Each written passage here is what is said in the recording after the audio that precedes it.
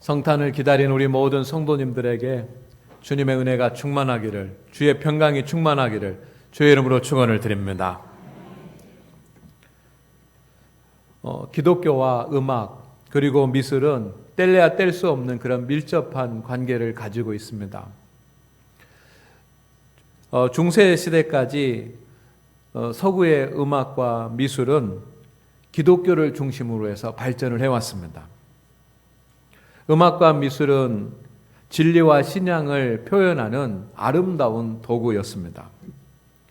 그 중에서도 성화는 2000년의 교회 역사 가운데 교회의 복음의 메시지를 전달하는 아주 크고 중요한 그런 역할을 해왔습니다. 옛날 사람들은 글자를 잘 알지 못했습니다. 우리나라뿐만 아니라 이 유럽에 있는 그런 사람들도 문명이 많았습니다. 글자를 아는 사람들은 얼마 되지 않았습니다. 그런 때에 성경을 읽지 못하기 때문에 그림으로 복음의 내용을 표현을 해서 또 복음의 진리를 그림으로 표현해서 전달을 했습니다. 그래서 복음을 쉽게 이해하고 오랫동안 기억하게 됐습니다. 성도들과 수도사들은 성화의 그림을 보고 진리를 묵상하며 신앙을 정진하는데 힘썼습니다.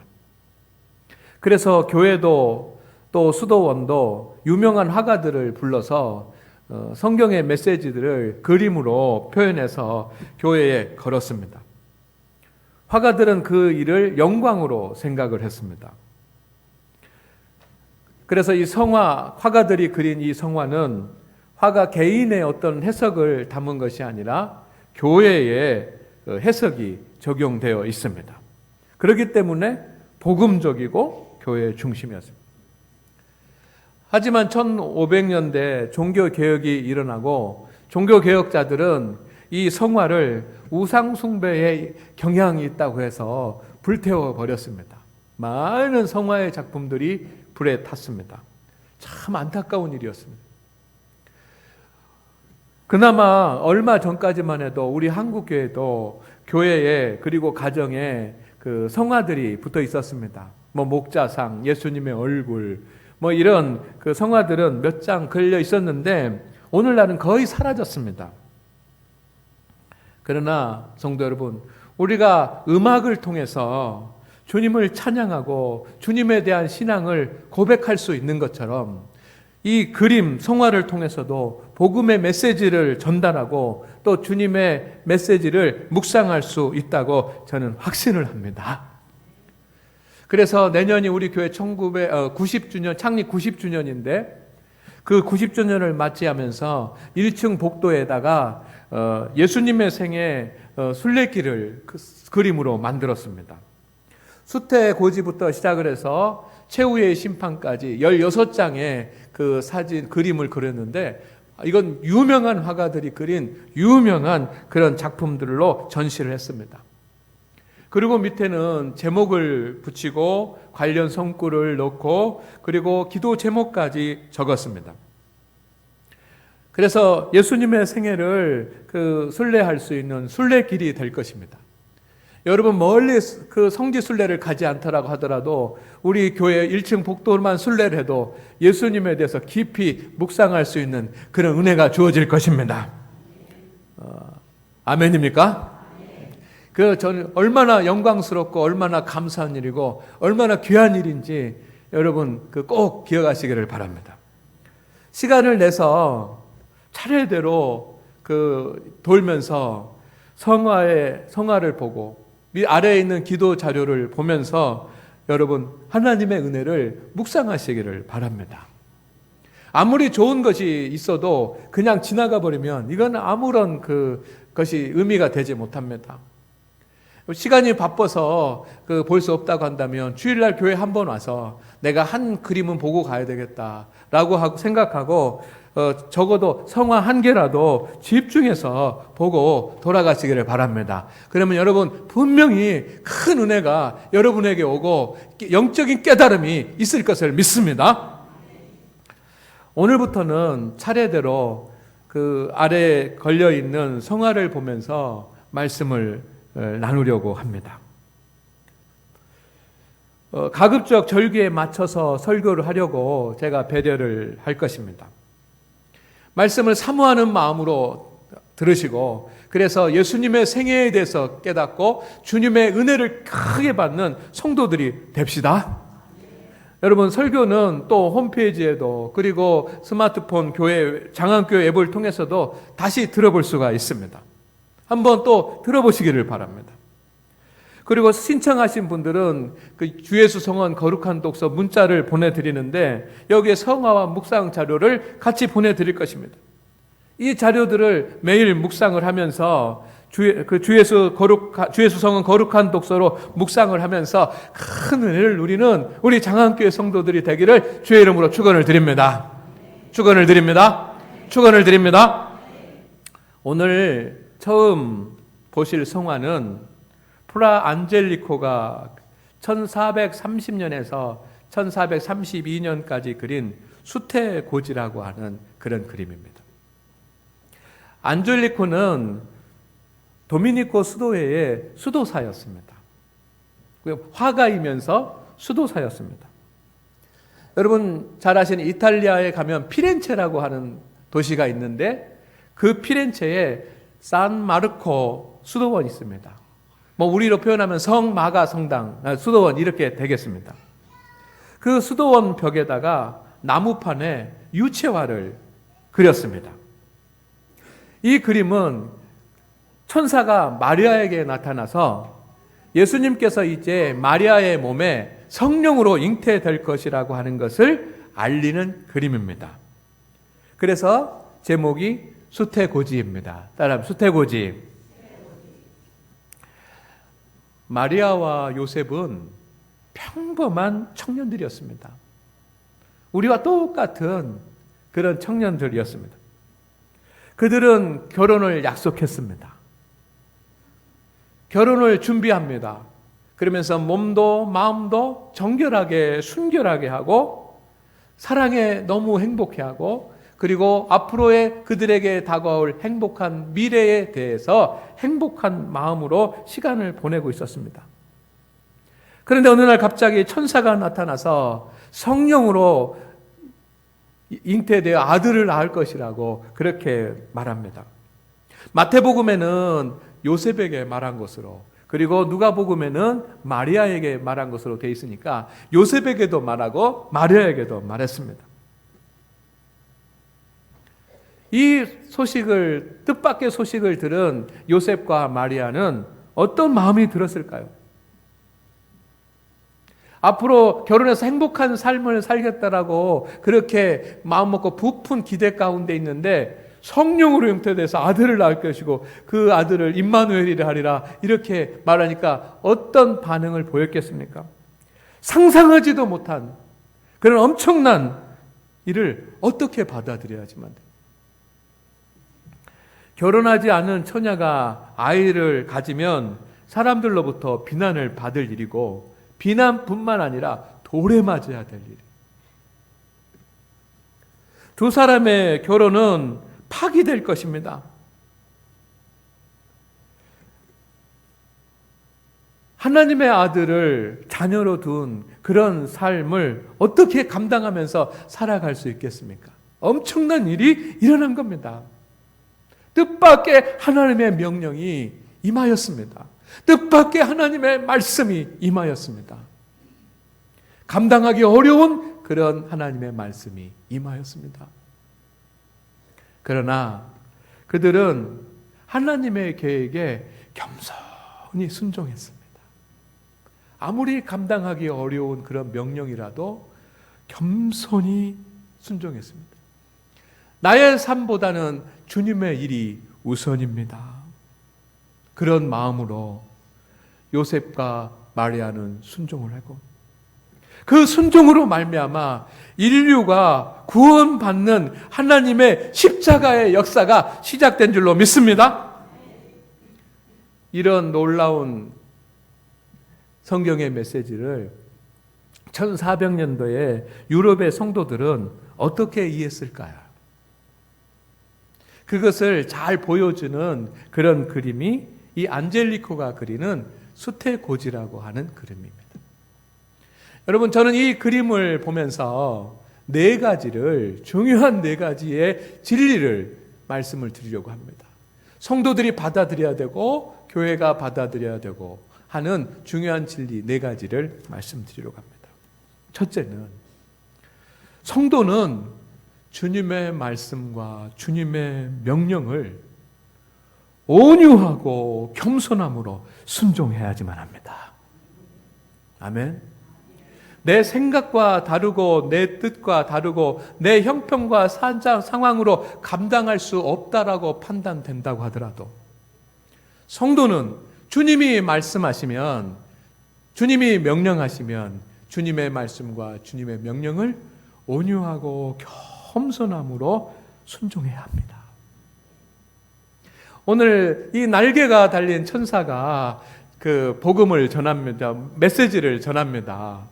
근데 이 천사가 가슴에다가 손을 모았어요. 양손을 모았습니다. 이 양손을 모았다는 것은 겸손과 온유함으로 주님의 소식을 전했다는 뜻입니다. 그런데 이 천사의 메시지를 들은 이 마리아가 똑같이 가슴에다가 손을 모으고 있습니다. 이 가슴에다가 손을 모았다라고 하는 것은 겸손하고 온유하게 청중하게 주님의 말씀을, 주님의 명령을 받았다는 것입니다. 결혼하려고 준비하고 있는 이 처녀에게 성령으로 잉태하여 아들을 낳을 것이라는 주님의 명령이 떨어졌을 때 깜짝 놀라서, 주님 어떻게 된 일입니까? 저 싫습니다. 저 못합니다. 하지 않았다는 겁니다. 감당하기 어려운 그런 주님의 명령도 온유와 겸손으로, 주님, 제가 순종하겠습니다 라고 받아들여요. 이게 성도의 모습이라고 1400년도에 그런 그 성도들은 그렇게 이해한 것이고 그것이 진리인 줄로 믿습니다. 오늘 우리 모두는 평범한 삶을 살고 싶습니다. 세상적으로 성공하고 부유하고 그런 삶을 살고 싶습니다.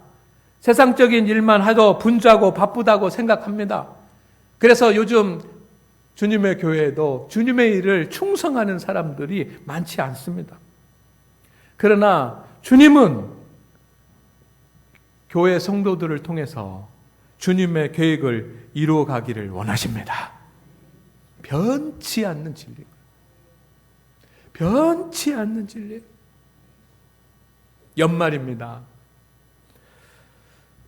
주님은 각 분야에서 교회를 섬기는 주님의 일을 우리에게 맡기실 것입니다. 누군가가 해야지만 되는 그런 주님의 일들을 맡기실 것입니다.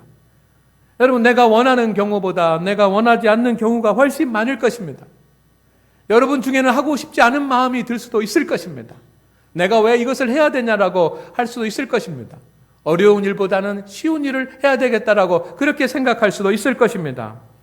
그러나 주님이 우리에게 말씀하시고 주님이 우리에게 교훈하시면 성도는 주님의 명령이면 온유하고 겸손하게 주님의 말씀에 순종해야 될 줄로 믿습니다. 이 수태고지 그림을 보는 그런 성도들은 이 진리를 믿었습니다. 그리고 그 그림을 볼 때마다 기억했습니다. 주님, 순종하지 못한 나에게 능력을 주셔서 주님, 순종할 수 있게 하여 주시옵소서.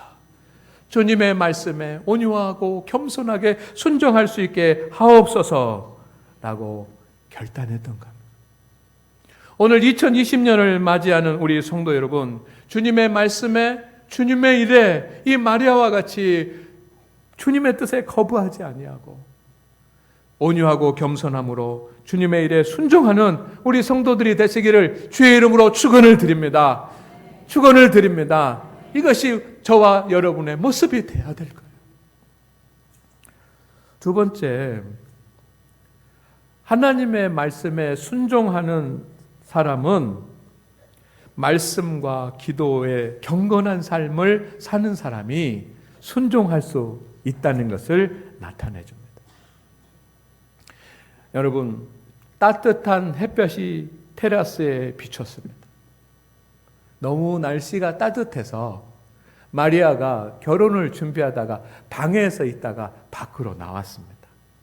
그래서 밖에 의자에 앉아 있습니다. 이제 결혼을 앞둔 얼마 안 된 이 마리아가 정결한 모습으로 단정하게 앉아 있습니다.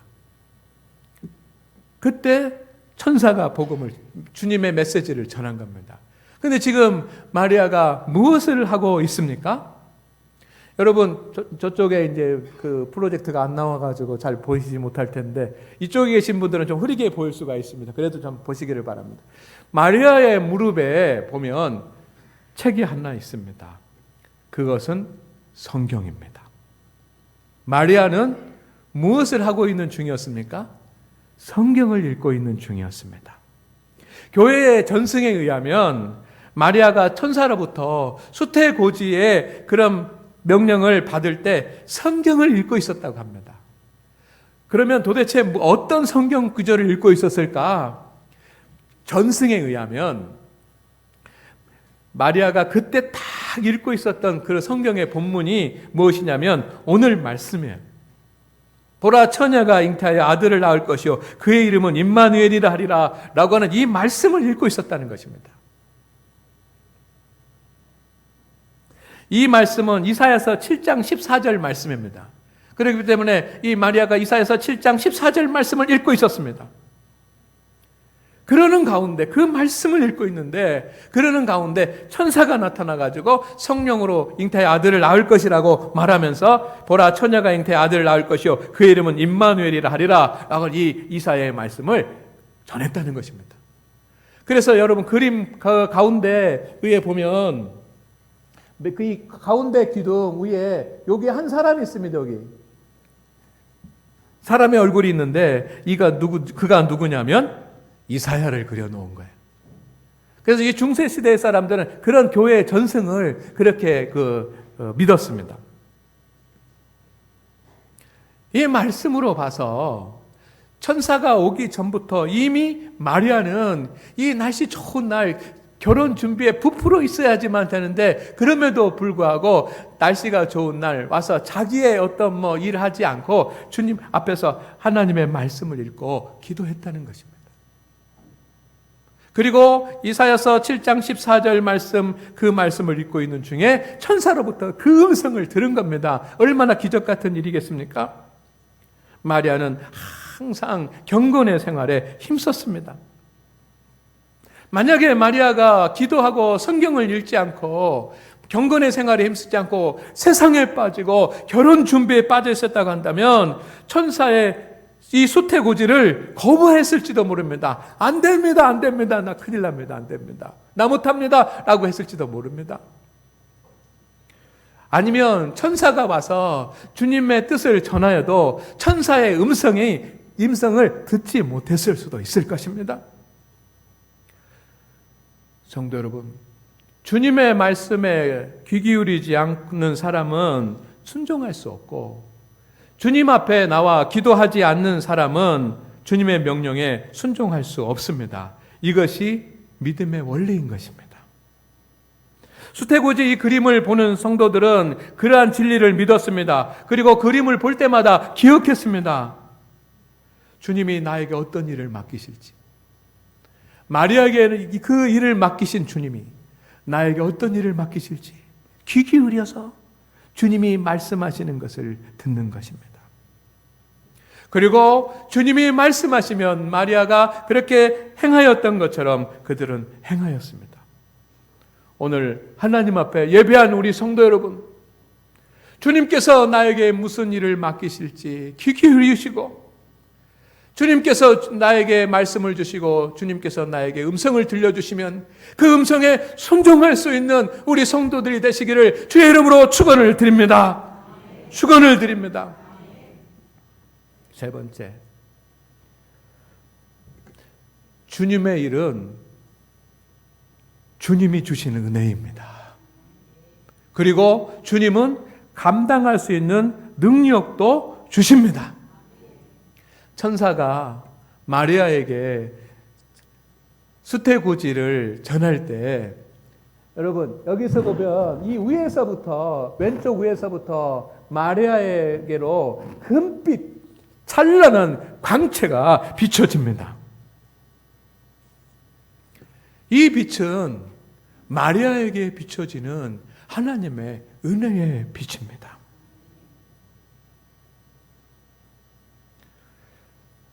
이 은혜는 무엇입니까? 지금 마리아는 어떤 명령을 받습니까? 성령으로 잉태하되 아들을 낳으리니 그 이름을 임마누엘이라 하리라. 성령으로 잉태될 것을, 이제 예수님의 육적인 어머니가 되는 것을 사명을 받습니다. 그 주님의 일이 하나님의 은혜라고 하는 뜻입니다. 목사의 직분을 맡긴 것도 하나님의 은혜요. 장로님의 직분을 맡긴 것도 하나님의 은혜요. 권사의 직분을 맡긴 것도 하나님의 은혜요. 내가 주님의 교회를 위해서, 주님을 영광을 위해서 주님의 일을 하는 것도 하나님의 은혜인 줄로 믿습니다. 은혜요. 이 그림, 빛이 시작되는 맨 위에 보면 잘 안 보이시겠지만 여기 보면 하얀 손이 있습니다. 주님의 일은 하나님의 손에서부터 시작이 되는 것입니다. 아멘. 그리고 이 가운데 보면 여기 그등 옆에 하얀색으로 그 새가 한 마리 있는데 이것은 비둘기입니다. 비둘기는 성령을 의미합니다. 하나님은 마리아에게 주님의 일을 감당할 수 있는 은혜를 주셨고, 그리고 그 일을 감당할 수 있는 능력도 성령의 역사를 통해서 주셨습니다. 성도 여러분, 주님의 일은 무거운 짐이 아니라 하나님의 은혜입니다. 따라하겠습니다. 주님의 일은 무거운 짐이 아니라 하나님의 은혜입니다. 하나님은 주님의 일을 아무에게나 맡기지 아니하십니다. 주님의 일은 하나님의 손에서 시작이 됩니다. 감당할 수 있는 능력도 주십니다. 성도 여러분, 우리가 사명을 맡아서 주님의 일을 하는 것은 교회에 해야 될 일들이 많은데 서로 역할을 분담해서 하는 것이라고 생각하면 큰 오해입니다. 주님의 일의 본질을 알지 못하는 것입니다. 주님의 일은 주님께서 하나님의 영광을 위해서 필요한 주님의 일을 교회를 통해 우리에게 맡겨주시는 것입니다. 그래서 맡은 자들에게 구할 것은 충성인이라고 성경에 기록되어 있는 것입니다. 여러분, 주님의 일을 맡는 것을 하나님의 은혜로 여기시기를 바랍니다.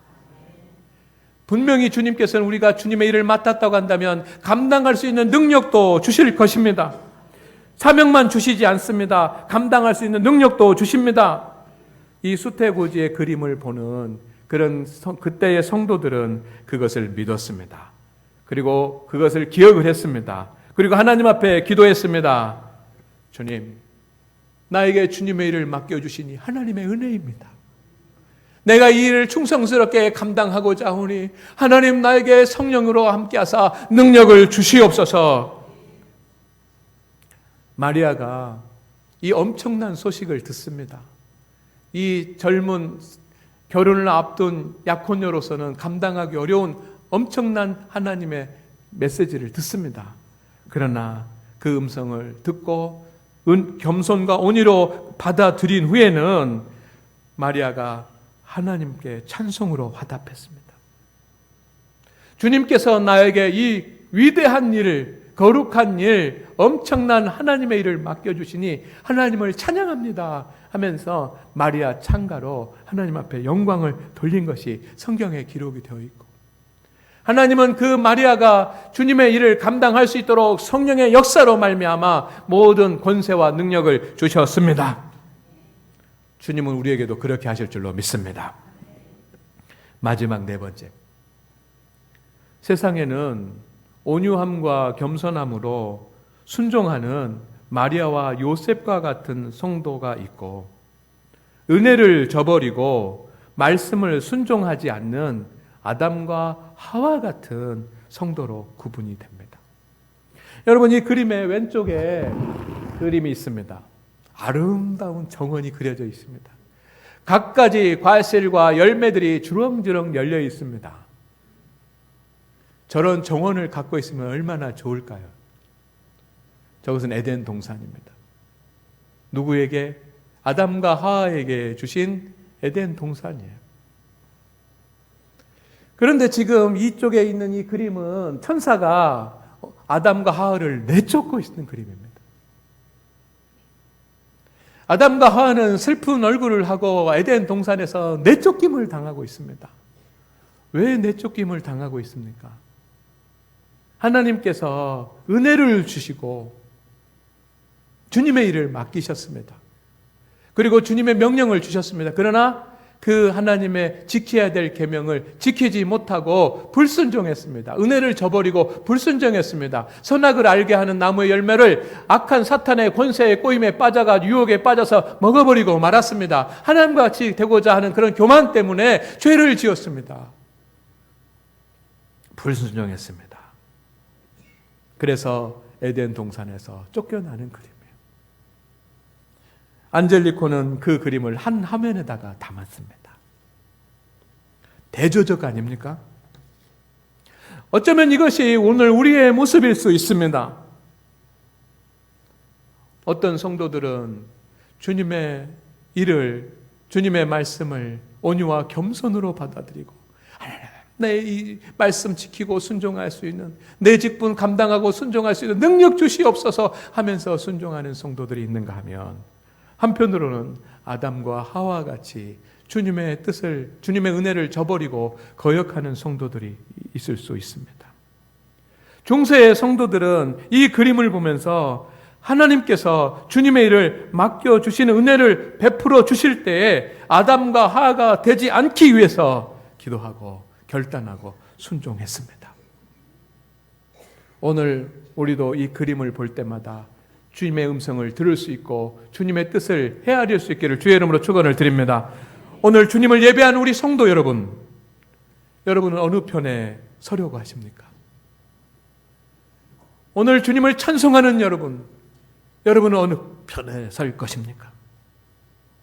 주님께서 우리에게 지켜야 될 말씀을 주시고 주님의 뜻을 전하시고 주님의 뜻을, 주님의 일을 맡기실 때 이렇게 고백합시다. 따라합니다. 주님의 뜻에 순종하겠습니다. 기도합니다. 주여 하나님, 오늘 주님 앞에 나와 예배한 우리 모든 성도들, 이 거룩한 주일을 지키게 하심을 감사하며 영광을 돌리옵니다.